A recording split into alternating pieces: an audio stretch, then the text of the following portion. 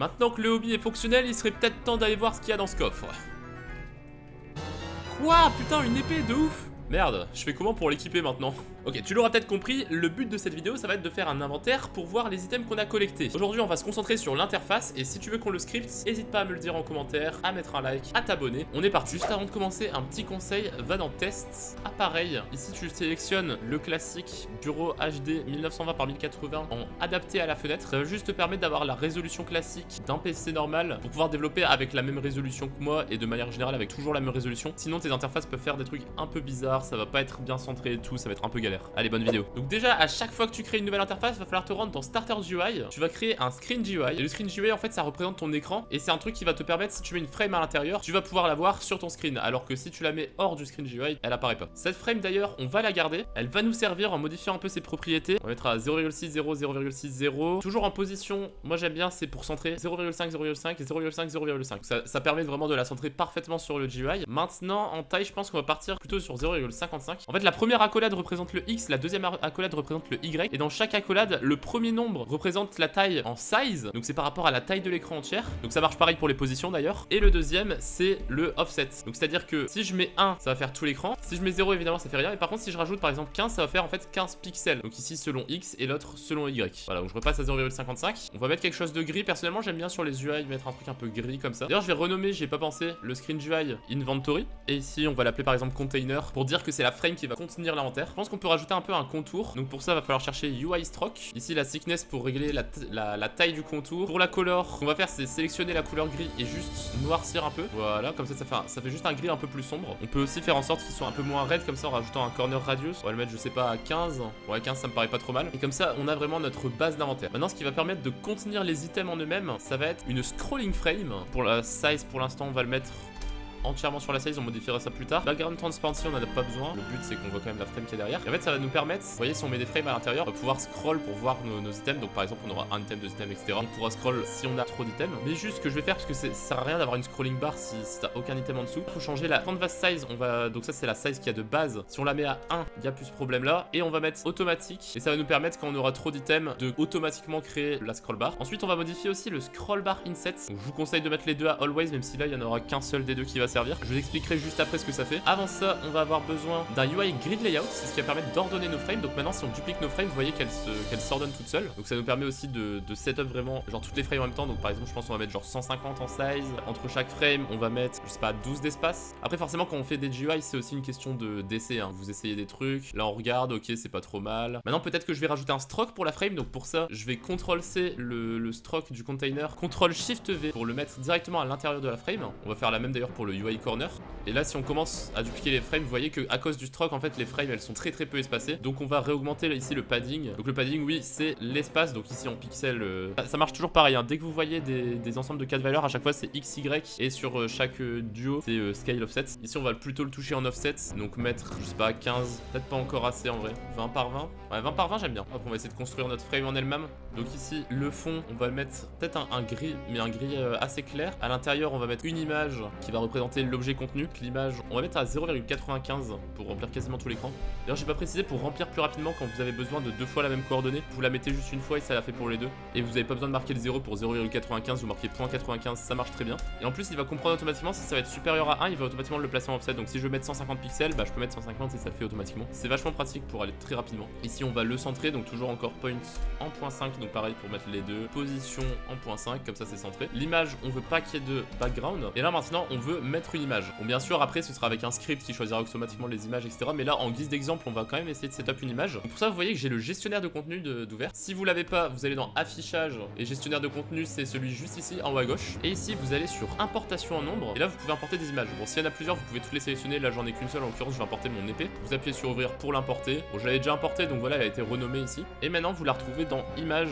Vous avez votre épée, donc celle-là, c'est celle que je viens d'importer, mais c'est la même que j'avais avant. Vous allez pouvoir faire clic droit, copier ID dans le clipboard. Et ici, dans image lab label, vous recherchez image, vous copiez, donc avec CTRL V, l'ID de l'image, et vous voyez que maintenant, au lieu de placeholder, il y a vraiment l'image. Là, on a notre image d'épée, comme ça, si on duplique, vous voyez, on peut avoir par exemple plein d'épées. Bon, maintenant, je trouve ça un peu dégueulasse qu'elle soit collée comme ça. Ça, on va rajouter un UI padding, ça va nous permettre de gérer en fait l'espacement obligatoire, on va dire, par rapport à la frame par an. Donc là, on va rajouter, je sais pas, 15 en haut et 15 à gauche peut-être. On verra pareil, on ajustera si ça va pas trop. Et là, si on duplique, on commence à avoir un rendu pas mal, parce que vous voyez que là, si on dépasse, on a la scroll bar qui apparaît. Et d'ailleurs, je peux vous montrer maintenant ce que ça fait le scroll bar inset. Vous voyez, bon là, ça va pas être le cas, mais si par exemple, voilà, là, dès que ça touche la scroll bar, en fait, ça dit, ok, c'est plus possible d'aller là. Alors que si je l'enlève, il peut complètement passer derrière la scroll bar et faire des trucs un peu bizarres. Donc voilà, moi personnellement, je préfère garder la scroll bar inset. Après, bien sûr, c'est à vous de voir. Je vous montre ce qu'on peut faire. Vous pouvez le personnaliser comme vous voulez. Hop, je vais delete donc toutes les duplications. Et en fait, ça, je vais l'appeler template. Pourquoi? Parce que une fois qu'on va passer au côté script, donc dans une future vidéo, ce qu'il va faire le script, c'est qu'il va prendre la template, il va la dupliquer et lui donner donc par exemple le nom de l'item. Et c'est toujours comme ça que fonctionnent les scripts. À chaque fois, vous voulez genre une template de à quoi ressemble un icône, et après vous le personnalisez avec vos scripts pour chaque item que vous voulez. On va rajouter aussi, si par exemple, si on drop plusieurs fois la même épée ou plusieurs fois le même item,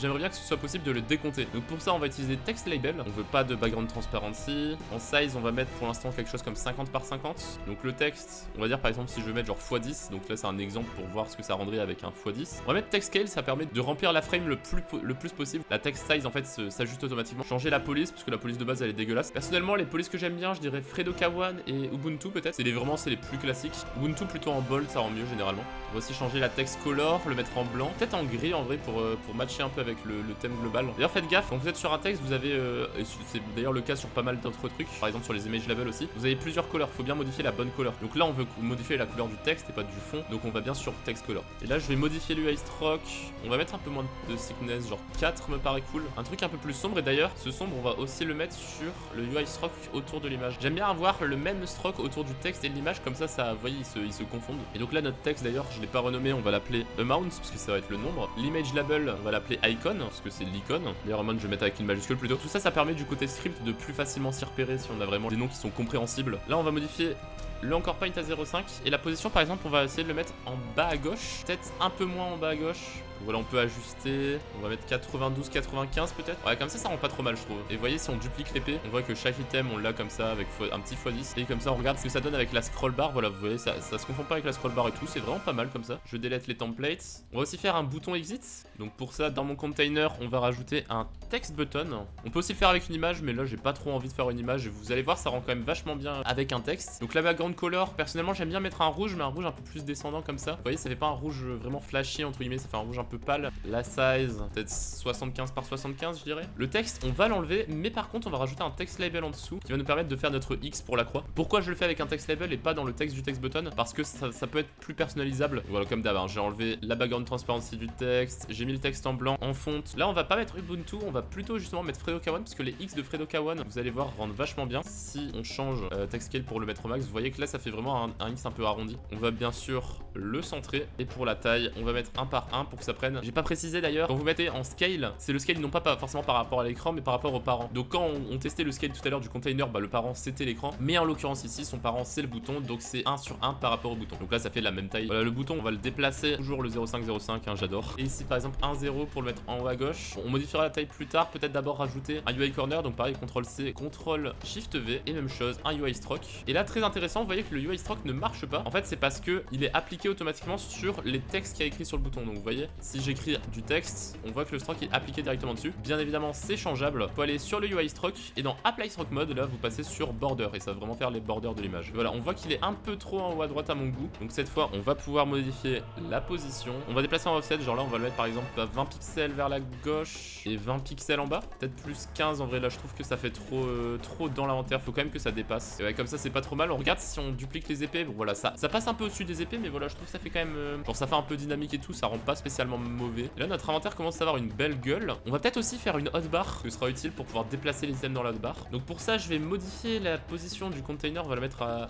ouais voilà, 0,4 comme ça. Et ça nous permettra de placer bien tranquillement notre hotbar en dessous. Et d'ailleurs la hotbar directement on va aussi l'apparenter à lui, ce sera beaucoup plus facile pour les sizes. Donc ici on va dire qu'elle fait la même size en longueur et je sais pas 150 pixels. En position on va passer celui-là 1,1 peut-être. Ouais, 1,1 c'est pas trop mal. Juste ici on va passer genre à 45. Voilà, comme ça il fait un peu relevé mais pas trop non plus. D'ailleurs notre frame on va l'appeler hotbar. Et je vais récupérer ici la template là. On va la placer dans la hotbar. On va modifier un peu la size à 150. voilà, ça va se tout pile la hauteur. On va enlever le corner. J'ai envie qu'il s'en place plusieurs. Donc pour ça, on va rajouter non pas un UI grid layout, mais un list layout. Donc le grid layout c'est en 2D, si vous voyez c'était vraiment genre de gauche à droite et de haut en bas. Que le list layout c'est uniquement sur une ligne. Donc là si je duplique, vous voyez que ça fait sur le ligne en bas. Si on va dans UI list layout, on descend un peu dans fil direction, on met à horizontal et on voit qu'on peut dupliquer nos items tranquillement. Donc là puisqu'on peut en mettre 6 dans une ligne d'inventaire, je pense qu'on va me faire une autre barre de 6 items. C'est ce qui me paraît le plus logique. Là je vais en enlever un, voilà, on en a 6. Je vais en garder 2 et je vais augmenter un peu l'espace entre deux parce que là on dirait qu'il se bouffe un peu.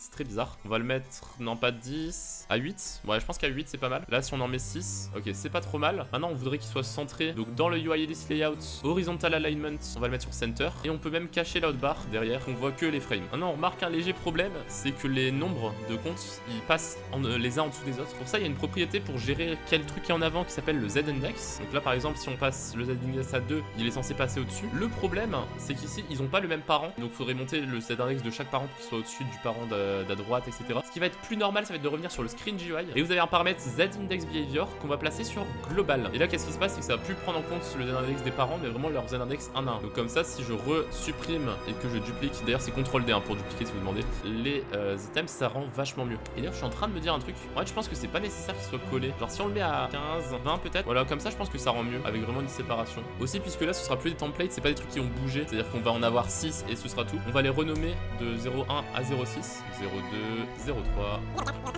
Et maintenant, pour être sûr qu'il soit bien affiché dans l'ordre de 1 à 6. Donc là, vous voyez que c'est le cas parce que j'ai numéroté comme ça, mais on sait jamais si ça se duplique, etc. Parce que là, c'est le UI list layout qui les classe. Mais en fait, comment il va les classer, c'est en fonction de leur layout order. Et ici, puisqu'il est tous égal, bah, ça va être un peu aléatoire. Donc si je passe son layout order à 1, vous voyez qu'il passe tout à droite parce qu'il a un layout order plus grand que les autres. Voilà, ce qui va être le plus intuitif, c'est de placer le layout order du 6ème à 6, du 5ème à 5.